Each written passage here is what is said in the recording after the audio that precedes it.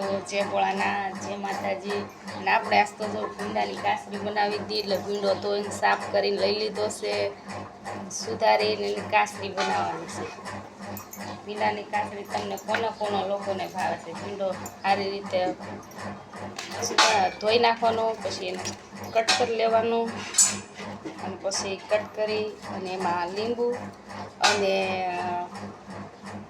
મીઠું નાખી દેવાનું. પછી એક દિવસ પલળવા દેવાનું અને એક દિવસ પલળી જાય, અને પછી આપણે એને ફૂંકવી દેવાનું.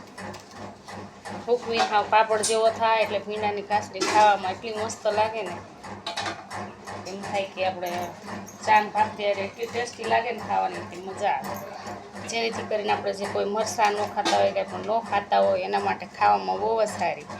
તમને કોને ભાવે છે એના વિશે માહિતી દેવી, અને તમે આવી કાસરી બનાવતા હોય તો કેવી રીતે બનાવો એની જાણકારી દેવી.